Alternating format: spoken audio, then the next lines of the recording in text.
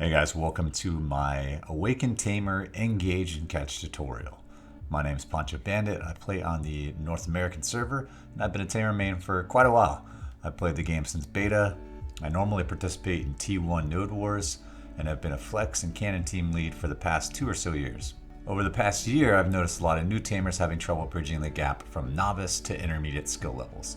This guide is intended to help that transition. This is not a beginner's guide, so if you're a fresh reroll or a complete novice at Tamer, I suggest heading to the Tamer Discord. The link's down below. You can spend some time scrolling through the facts in the bot command channels to learn the basic combos, movements, etc. In this tutorial, I will not explain any extensive combos, but I'll provide some general advice to help you maximize your damage for each situation covered.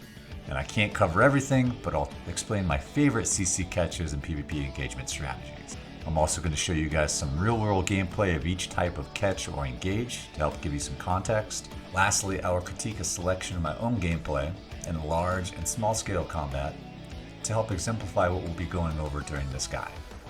Hope you guys enjoy. Alright, so before we dive into the specifics of techniques, we're going to address some general PvP tips and strategies that you should be constantly trying to improve upon in your PvP career. Situational awareness and positioning. Achieving high levels of PvP success, especially on a rat class like Tamer, revolves around a heightened sense of situational awareness. Every good PvPer, regardless of class, shares this common attribute.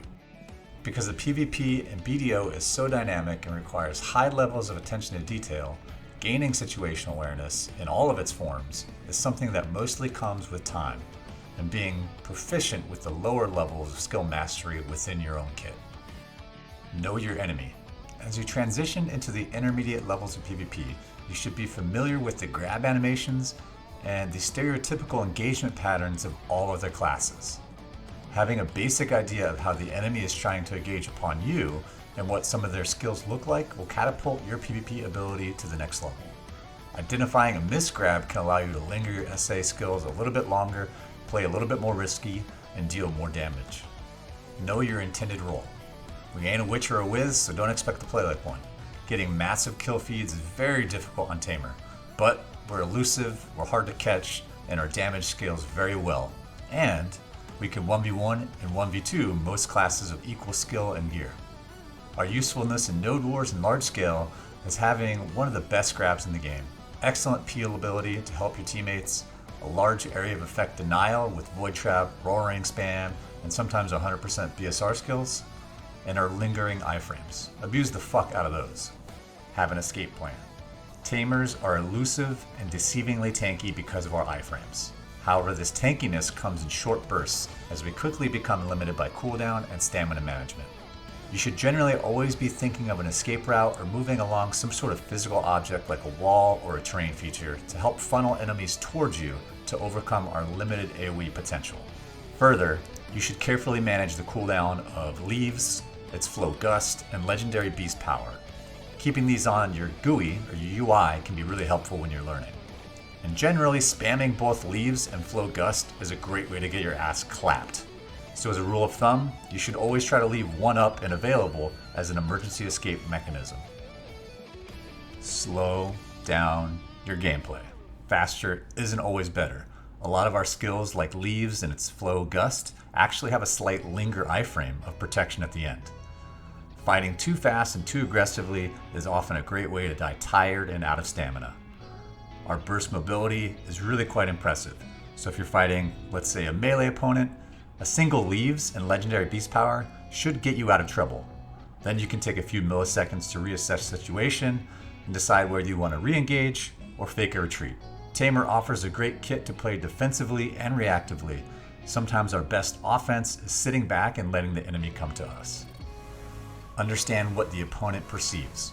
On the same note as the last tip, one of Tamer's best attributes is her ability to control the pace and the speed of the fight. Our burst movement is some of the fastest in the game, with most of our skills being cancelable. And we're blessed with the longest iframe linger animation in game. These antagonistic attributes allow us to push and pull the enemy, keeping them unable to predict our movements. As mentioned above, slower is sometimes better. And with the addition of Desynch, actively varying how fast you're playing will make you all the more unpredictable. Oftentimes what you think you look like and what you actually look like from a third party can greatly vary. Many of the engagement tactics that I'm going to describe next exploit this phenomenon that we know as desync. Desync awareness is something that you should be always considering from your enemy's perspective. CC catches and engagements. The grab. It's your best friend. The grab is good. It's also our highest percentage catch, so learn to abuse it. It's one of the best grabs in game due to having a nearly instant CC with minimal windup frames. This is what I call high priority grab. Despite this favorable attribute, it's still unprotected, so be careful. Sometimes it's hard to tell if an opponent was successfully grabbed, especially with desync and lag. Confidence in your grabs will come with time though. When practicing, it's important to note that you can fail a grab for more than one reason, and oftentimes you have immediate visual feedback of that error. For instance, a brief flashing message of in a void mode usually means that the enemy iframed your attempt. A simple grab and whiff animation means you either missed the target or you got resisted. Fuck RNG. And a high kick animation means you successfully targeted the enemy, but if the enemy wasn't CC'd, they likely resisted or desynced your grab. A great way to minimize your chance of being punished for a missed grab is to use a lateral scratch as a follow-up to a risky grab attempt. Scratch provides a brief, protected super armor movement skill with a very quick startup frame, and it also has the ability to CC or stiff your opponent if you did happen to miss that grab. If the grab was successful, the stiff CC won't meaningfully affect your subsequent combo. That combo should be something like a little bit of filler damage into a float, Celestial Slam, and then Beast Rampage. Bolt WW swap. Swapping back and forth from pre-wake to awakening stance is a sticky point for most novice tamers. While I'm not going to cover all of the swaps available, I do think that the Bolt WW swap is especially important. From the awakening stance, simply press Shift L and B and your WW bind. This results in a stance swap with a quick partial iframe front flip. This is especially useful for getting just a tiny bit more distance in your mobility combos. Combos like Moonlight, Leaves, Legendary Beast Power. This swap in particular is prone to desync, which can help you stay unpredictable in PvP. Swapping to a pre-awake stance allows the use of a quick Void Lightning or Tree Climb as well as WW spam. Fancier versions of this stance swap, like Leaves Trample, Legendary Beast Power, are also excellent ways to swap stances.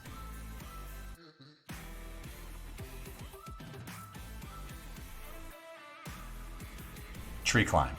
So speaking of swapping and swapping the pre-awake stance, one of the better reasons to remain in a pre-awake stance during non-combat or on the periphery of combat is for the protection and safety that Tree Climb provides, as well as the mobility from WW spam. With the evasion skill locked, you can still utilize your side dashes, aka Leaves and Gust, from any stance, so a combination of Leaves, Gust, and Tree Climb should make you very resistant to being ambushed unexpectedly. If you are an absolutely cracked out gamer with insane reaction time, mouse moving is an option, and redirecting Tree Climb is helpful. However, I don't think it's absolutely necessary to learn this ability. Additionally, you can also cancel the unintended collision of Tree Climb with the Flow Air Lightning by tapping Q. But this still leaves you slightly vulnerable and locked into place, so the best bet is just not collide with anything while you're tree climbing. In matchups with fast zoomy classes, I urge you to not mouse move directly behind you, or do so very carefully as Musa, Meiwa, and Nova tend to fish for back attacks to get around our forward guards, and their dashes can avoid collision traveling through you into your tree climb and breaking its protection. Void Lightning and Void Cancels.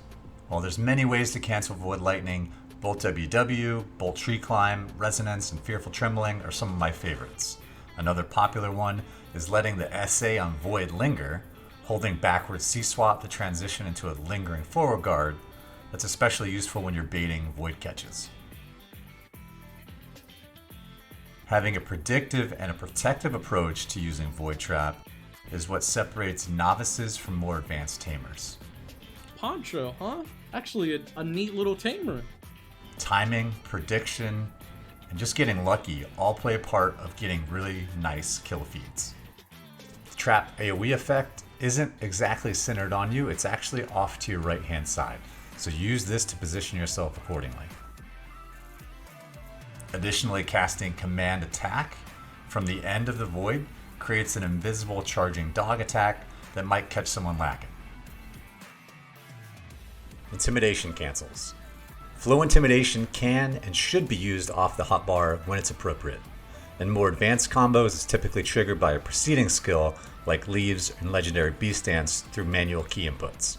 But the utility of having it on the hotbar has been a massive buff for Tamers, especially for CC securing and last hitting in RBF and Node Wars. This is one of my favorite engages, but it often gets me into trouble against really good PvPers because it's unprotected. However, its lengthy animation can be almost completely canceled, keeping its precious float intact. Q-Block, Leaves, or Gust, Legendary Beast Power, all of these can cancel the animation of Flow Intimidation, so you should use these wisely. Scratch Engage. Scratch and its flow, Spray Scratch, are an essential part of our kit. While this is not the highest percentage catch, it is fully protected in super armor and offers a decent bit of mobility and protection. One of my personal favorite combos with it is linking it with Surging Tide to add a knockback after the Scratch stiff, and ultimately following it up with a float. Additionally, the lateral versions of Scratch, which are for the most part underrated, are actually very useful against aggressive classes like Warrior in order to break up the movement direction and tempo of a fight. Pole Jump, aka Cloud Stomp and Cloud Ride. It's awesome. A lot of people gripe about it, but it's still a favorite of mine. Yes, the protection is very buggy and likely needs buffs or patches from the devs, but it's still a perfectly viable mobility skill for engaging and, more importantly, disengaging. You can cancel the unprotected and awkward landing animation with Trample, Legendary Beast Power. All you need to do is just hold spacebar while you're flying and tap shift once you land. You can also mouse move mid-flight, which tends to cause a lot of desync. Similar to Lon's mid-flight mouse movement, although admittedly not as broken. This typically isn't the way to engage casters or other ranged DPS, as catching damage during the flight causes massive disruptions, fall animations, and overall just some weird, unpredictable behavior, and it usually results in your death. Howling, one of our very few long-range catches. This is another one of my favorite CC catches. It's highly underrated, and not many opponents will expect it, especially to CC them from out of render distance and actually possess the ability to capitalize off a stiff from such a distance. Aww. Bitch. On that range. Okay, Poncho. There are some mechanical bugs that allow this skill to be targeted at enemies outside of that typical red reticle indicator distance from extreme ranges. I don't quite know if this is intended or not, so I won't go into too much detail. Additionally, the angle of attack of the stiff CC is from your dog's current position, not yours. This means you can get around frontal guards quite easily. Just be careful, this skill is completely unprotected. Roaring. Recently, before the creation of this guide, Roaring was buffed in the Awaken kit with the ability to cancel it, or at least kind of cancel it. If you have the absolute version of Roaring, you can cancel the majority of its wind-up animation with either Leaves, Gusts, or WW. Importantly, the amount of animation you can cancel is actually increased while the skill is on cooldown. This really doesn't make much sense to me, and unfortunately I've started to see a lot of Awakened Tamers spamming this skill continuously, just like the Succession kit. Personally, I never got used to Roaring, so I don't use it very much, although I'm trying to integrate it into my kit. And just like Howling, the secondary follow-up dog attacks are centered around your dog's current position, not yours. The 100% BSR ult. Yep, it's still useful and viable post-nerf, despite what some people say. Popping your absorb buff before its use is essential to maximize its effectiveness. Obviously, having a gear advantage will make it work better. Additionally, on some capped PvP content like Seasons and T1 Node Wars and potentially the soon to come gear cap siege content, it's going to work even better. The 100% BSR is our only truly large AoE skill. In a kit filled with single target damage, this is an obvious choice of mine for any developer buffs to make us more useful in large scale content. Additionally, it creates a 50% wound, breaks frontal guards, and causes knockdown on up to 10 players. This makes it undeniably useful in large scale fights. Sure, you might not get a sick 10-player kill feed, but it's a huge advantage for your team in close fights. So now that we've reviewed the details of how to engage, putting these skills into action is the tough part. To make a long story short, my real life job revolves around neuroscience of human movement and motor learning. My gift to you for watching this incredibly lengthy video is a too long didn't read version of 100 years of scientific literature. 1. Master the basics.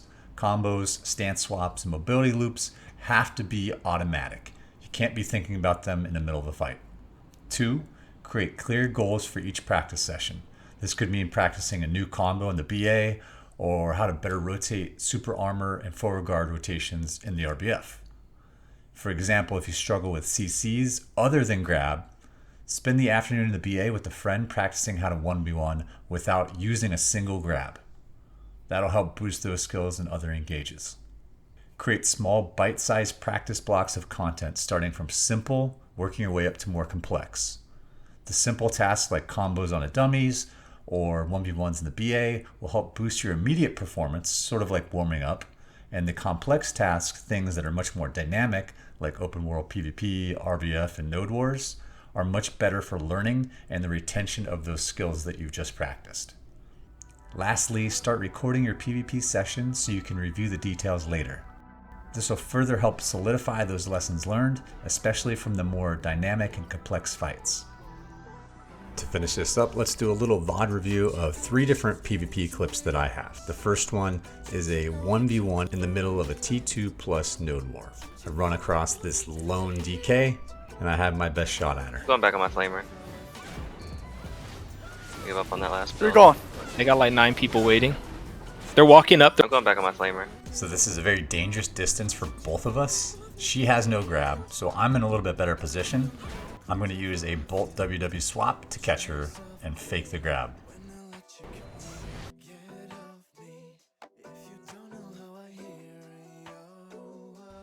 Give up on that last build. You're going. They got like 9 people waiting. They're walking up.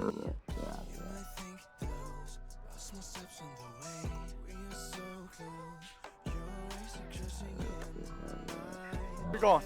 They got like 9 people waiting. They're walking. Just spawn up, hit blaze and bind. This next clip is a pretty brutal 4v1 node war on a T1 node. We're going to lose, so we're just fragging out and having fun. We synchronize a spawn and push out as a group, a small group, but still a group, hoping to get some kills. So we run out into this 3v5 plus fight. There's a little bit of terrain features that I want you to be aware of, those rocks on the left-hand side as we push into this fight. A couple of us trying to clear our blades and some kills. As we start gaining momentum in this fight, I use a scratch into a surging tide. The scratch actually CCs both of these guys in front of me. I use a surging tide to forward guard protect me, and I think part of that forward guard on the left side protects me from those guys casting on those rocks. But I have 3 or 4 friends behind me backing me up, dealing with those guys on the rock. And in the next stage, you'll see someone engage me from the right side as I see a blip pop up on my minimap. Fill the homies up and then get ready to push it on binary after we clear out the rest of the blades. I start to feel overwhelmed, so I dash out with leaves and a mobility combo, pop my E buff, and I think about a plan to re-engage this mass as they're swarming my friends at this point. I see their advisor off to the side trying to heal up, so I dash for her. I make an easy grab, but I can feel that warrior on my heels as he's about to pounce on me. I know he's going to try to grab me as I'm locked into this grab animation. So the first thing I need to do is sidestep and counter his attack. Okay, now let's push it on binary. Heal the homies up, let's push it on. As I close the distance on this last group, I realize that that's an elephant in the background, so I want to keep my distance away from any spears or stomps that it's going to be dealing. That enemy in front of me is a hash, and I know they play very aggressively, so I load into my scratch just to give me some breathing room, and then I hit a surging tide right behind it, which catches him. Pretty lucky. On binary now. Like 3 seconds meteor cooldown. Get ready to get close. Lock it up. Or they just gone. This last clip is a 3v3 AOA practice. This is after about a week of vacation, so I'm pretty rusty, and we're fighting some pretty big name PvPers, so really challenging. Really tough, a lot of nerves, and a bit of rust. So this is probably one of my worst clips that'll be on YouTube, but thought it would be important to share. Keep buffing off the gate.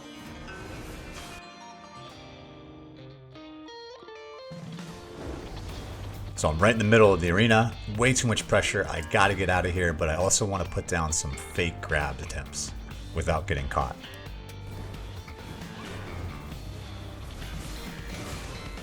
I see yellow off alone, and me and air guy have double pressure on him, but I just can't land the grab. I got this guy KD'd. I got the Zerker KD'd. I V'd. Fuck that. Got I yellow. grab. Nice. I'm running. While we were 2v1ing yellow, our Zerk was off getting the same treatment. Yeah. Oh shit. Oh fuck.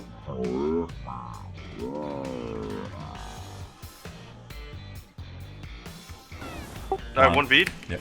He's probably playing around the Zerk. He's over He's here. in super armor. I get a little out of position next to the pillars, and I can't quite help peel air guy. Yep. Zerk just slowed.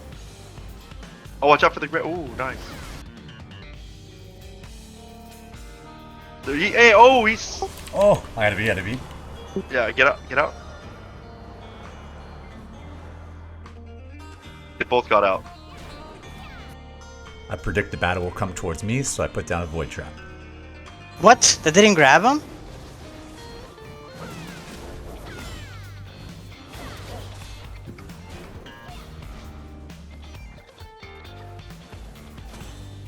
Resistance in super armor. You gotta grab him if you're gonna.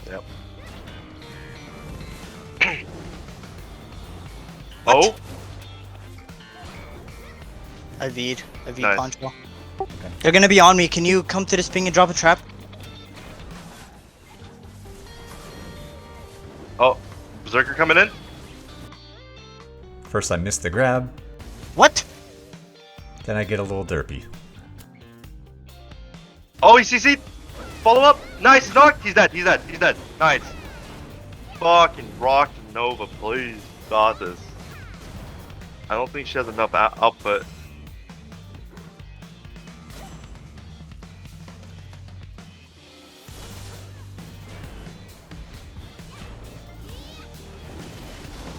A nice knock. Good shit. Ooh, that was a play. So that just about wraps it up. If you enjoyed this content, please like, subscribe, and let me know in the comments.